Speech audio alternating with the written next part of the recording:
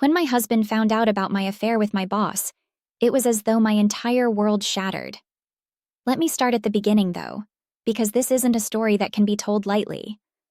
I want you to understand how I got here, how everything spiraled out of control, and how a single secret almost destroyed not just my marriage but the person I believed I was. My husband, Michael, and I had what everyone assumed was a perfect marriage. On the surface, we had it all: the house, the cars, the vacations. But beneath that polished veneer was a growing distance. Michael's career consumed him, pulling him into late nights, business trips, and endless meetings. I told myself I understood. He was building a future for us, wasn't he? But understanding didn't fill the loneliness that began to creep in, slowly at first, until it felt like a constant shadow. Enter Daniel, my boss, the man who would change everything. Daniel was magnetic in a way that was hard to ignore. Confident, charming, and attentive, qualities I hadn't felt from Michael in years. At first, it was innocent, office banter, quick conversations over coffee. But Daniel had a way of making me feel seen, as if I wasn't just another cog in the corporate machine, but someone who mattered. I'd laugh at his jokes, feeling a spark I hadn't felt in ages. I told myself it was harmless. After all, everyone appreciates a little attention, right? But harmless turned into dangerous the night of the company gala. Michael couldn't make it, another meeting he couldn't miss. So I went alone. Daniel was there, of course, looking impossibly polished in his tailored suit. We spent the evening talking, laughing, sharing stories that went deeper than surface-level small talk. It felt intoxicating to be the center of someone's attention again. When the night ended, he offered to walk me to my car. I remember the moment so vividly: the cool night air, the way he looked at me, and then the kiss. It was brief, almost hesitant, but it ignited something I couldn't ignore. That kiss was the point of no return. What started as stolen glances and flirtatious texts turned into lunches that stretched too long, excuses to stay late at work, and eventually, a full-blown affair. I knew it was wrong. Every time I looked at Michael, guilt would wash over me, sharp and bitter. But Daniel, he made me feel alive in a way I hadn't in years. It was as though I was two different people, the devoted wife and the reckless woman who couldn't stay away from temptation. For months, I lived this double life. It was thrilling and exhausting in equal measure. I'd come home to Michael, pretending everything was fine, while my mind replayed moments with Daniel. I justified it by telling myself that Michael was too busy to notice, too consumed by his career to care. But I underestimated him. The day it all unraveled started like any other. Michael was in his home office, immersed in work, while I prepared for another day at the office. I kissed him goodbye, feeling the familiar pang of guilt, and drove to work, where Daniel was waiting. That day he'd planned a surprise, a hotel room booked for the afternoon. I knew it was risky, but the allure was too strong to resist. What I didn't know was that Michael had begun to suspect something. Looking back, there were signs I'd missed: his probing questions, the way he'd started paying closer attention to my schedule, the subtle tension in his demeanor. While I was with Daniel that afternoon, Michael was putting the pieces together. When I got home that evening, the atmosphere was different. Michael was waiting for me in the living room, his expression unreadable. "We need to talk," he said, his voice steady but cold. My heart raced as I sat down, trying to appear calm. "What's wrong?" I asked, feigning ignorance.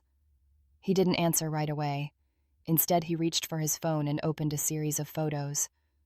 There I was, captured in moments I thought were private, leaving a hotel with Daniel, laughing together at a coffee shop, our hands brushing in ways that left no room for doubt. "How long has this been going on?" he asked, his voice breaking just enough to betray the pain beneath his anger. I was frozen, caught. There was no point in lying. "Michael, The words caught in my throat. "It wasn't supposed to happen. I didn't mean for any of this." didn't mean for it, he snapped, his composure cracking. You've been lying to me, betraying me, and you didn't mean for it. His voice rose, filling the room with a fury I'd never seen from him before. I tried to explain, to apologize, to make him understand the loneliness, the disconnection, but every word felt hollow. He stood up, pacing the room, his hands running through his hair in frustration. "Do you love him?" he asked, and the question hung in the air like a knife. Did I? The answer wasn't simple. What I felt for Daniel wasn't love, not the deep, enduring kind I'd once felt for Michael. It was infatuation, escape, a desperate grasp at something I thought I'd lost. "No," I said finally. "I don't love him. I love you, Michael. I always have." But my words couldn't undo the damage. He looked at me, his eyes filled with a pain so deep it made my chest ache. "If you loved me, how could you do this?" he asked, his voice barely above a whisper. The days that followed were a blur of tension and heartache. Michael didn't leave, but the distance between us grew wider than ever. He stopped speaking to me unless it was absolutely necessary. At night, he slept in the guest room, leaving me alone with my thoughts and regrets. I reached out to Daniel, ending things definitively. He didn't take it well, accusing me of using him, of leading him on, but I didn't care. My priority was salvaging what was left of my marriage. I threw myself into trying to repair the damage, but Michael's walls were impenetrable. I wrote him letters, poured out my heart in ways I hadn't in years. I sought therapy, hoping to understand my own actions and how I could become a better partner. Slowly, painfully, Michael began to soften. He agreed to couples counseling, though his trust in me was shattered. Rebuilding wasn't easy. There were days when I thought we'd never recover, that the scars I'd inflicted were too deep. But Michael's willingness to try, to fight for us even when he had every reason to walk away, gave me hope. Over time, we found our way back to each other, though the journey was far from over.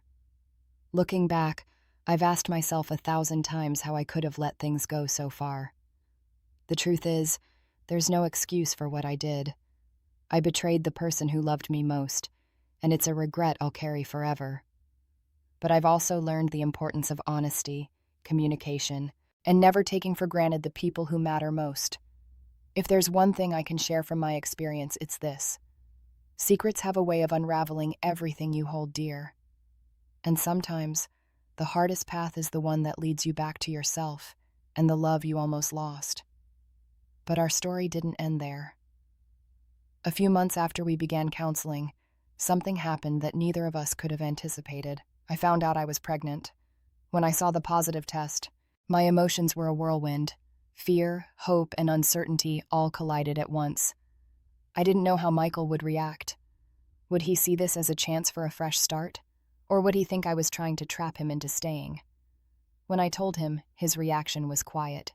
He sat there, absorbing the news, his face unreadable. Finally, he spoke.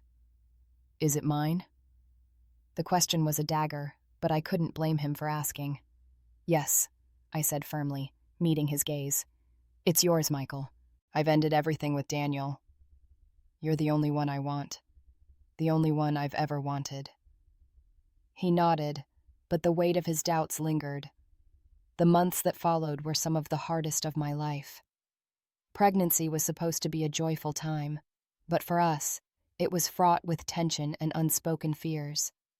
Yet in those moments, there were glimpses of hope.